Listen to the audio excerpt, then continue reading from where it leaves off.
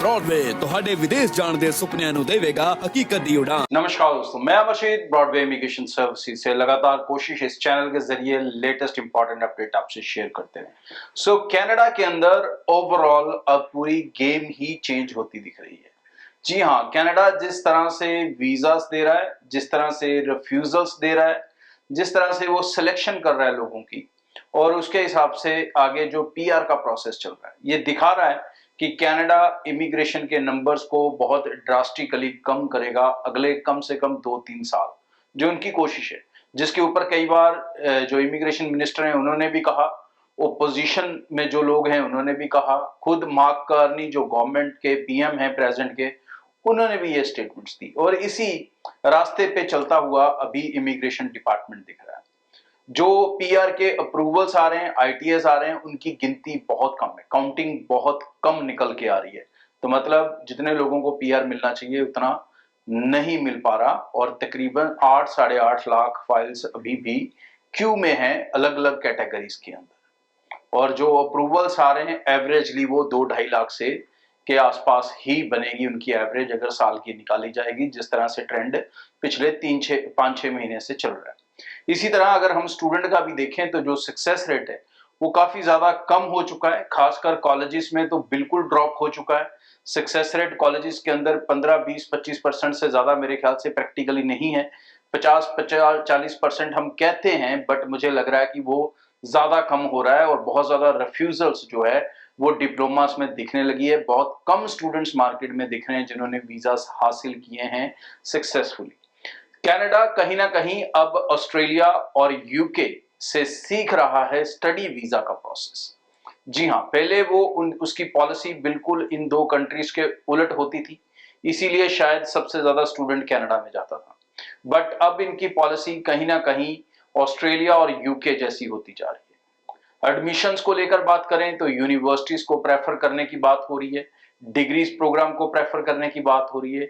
Funds को देखें तो ऑस्ट्रेलिया की तरह पूरी डिटेलिंग के साथ वो फंड्स देख रहा है। यूनिवर्सिटीज में बच्चों को कहीं ना कहीं सक्सेस रेट दे रहा है, खासकर पब्लिक यूनिवर्सिटीज में दे रहा है, उसमें भी प्राइवेट यूनिवर्सिटी में उतना ज्यादा सक्सेस रेट नहीं दे रहा।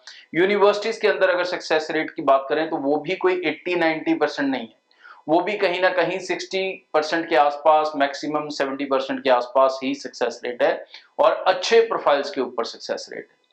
ऐसे ऐसे बच्चे देखने को मिल रहे हैं जिनके साथ साथ बैंड हैं और रिफ्यूजल्स उनको आ रही हैं। फाइनेंशियल्स को लेके भी पूरी तरह से जुगाड़ लगने बंद हो चुके हैं। कोई बच्चा एफडी दिखाता है तो भी रिफ्यूजल आ रही है, कोई बच्चा बैंक बैलेंस सर्टिफिकेट दिखा रहा है सिर्फ क्योंकि उसके पास पुराने फंड नहीं है तो उस पर भी रिफ्यूजल आ रही है।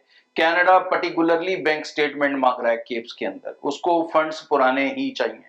पुराने फंड्स मतलब कम से कम 3-4 महीने होने चाहिए, 6 मंथ की बैंक स्टेटमेंट आपको देनी जरूरी है।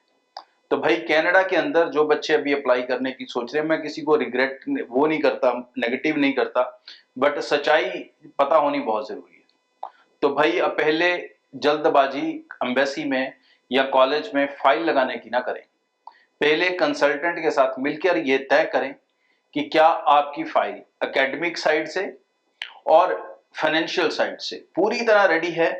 अगर पूरी तरह रेडी है तो सितंबर इनटेक के लिए लगाएं, अगर पूरी तरह रेडी नहीं है तो चाहे जनवरी इनटेक लगाना पड़े उसके लिए लगाओ, क्योंकि एकेडमिक आपके कंट्रोल में है। आईएलटीएस पीटी आप दोबारा कर सकते हो अगर कम है, स्कोर नहीं बदला जा सकता, बट फाइनेंशियल पार्ट के ऊपर बहुत मेहनत हो सकती है। सो पुराने फंड्स आप कर सकते हो उतने समय के अंदर, ठीक है, नहीं पैसों की सही अरेंजमेंट कर सकते हो, रिटर्न्स फाइल नहीं किए हैं, आईटीआर्स नहीं है वो फाइल कर सकते हो। ये सब चीजों के ऊपर अगर आप काम नहीं करेंगे, अगर आप गौर नहीं करेंगे तो रिफ्यूजल होने की प्रोबेबिलिटी बहुत हाई रहेगी। और सबसे इंपॉर्टेंट पॉइंट जिसको सबसे ज्यादा स्टूडेंट इग्नोर करता है, that is statement of purpose, SOP. अब भाई अगर आपकी एसओपी क्लियर नहीं है तो बहुत सारे बच्चों को ये रिफ्यूजल आ रहे हैं कि जो कोर्स आप यहाँ कर रहे हो वो तो आप इंडिया कर सकते थे, क्यों आ रहे हो भी यहाँ पे, ऐसा क्या है, ये क्यों आ रहे हैं? क्योंकि आप एसओपीज के अंदर अपने कोर्स के बेनिफिट नहीं दे पा रहे हो। आप एजुकेशन को कनाडा में क्यों करना चाहते हो इसका कंपैरिजन आप नहीं दे पा रहे हो। आप अपने कोर्स के क्या फ्यूचर प्रोस्पेक्टिव्स हैं, कैसे वो आपके करियर को इंडिया में बेहतर करेगा, आप उसके ऊपर क्लैरिटीज नहीं दे पा रहे हो। जब तक आप इन चीजों पे काम नहीं करोगे तो आप कनाडा में निराशा देखने की प्रोबेबिलिटी, चांसेस बहुत ज़्यादा हाई साइड रहेंगे। बहुत कम बच्चे वीज़ा सक्सेसफुली हासिल कर पा रहे हैं और वही कर पा रहे हैं जिनके प्रोफाइल्स एकदम शानदार वाले हैं। तो आई रिकमेंड यू कि अपने केसेस के ऊपर, अपने फाइल्स के ऊपर, अपनी प्रोफाइल्स के ऊपर खुद भी काम करना शुरू करें, सिर्फ एजेंट के ऊपर ना छोड़ें। अगर आप इसके ऊपर ध्यान नहीं देंगे तो रिजल्ट नेगेटिव दिखेंगे। आने वाले दिनों में मेरी स्टूडेंट वीज़ा ड्राइव है जिसमें मैं पर्सनली आप लोगों से मिलूंगा। ये सफ़र तकरीबन 9 तारीख मंडे से शुरू हो जाएगा। स्क्रीन्स पे डेट्स आपको दिख रही हैं।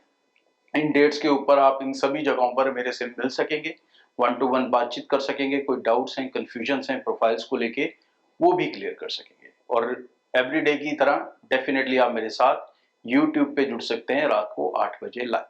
Thank you. ब्रॉडवे ਤੁਹਾਡੇ ਵਿਦੇਸ਼ ਜਾਣ ਦੇ ਸੁਪਨਿਆਂ ਨੂੰ ਦੇਵੇਗਾ ਹਕੀਕਤ ਦੀ ਉਡਾਨ।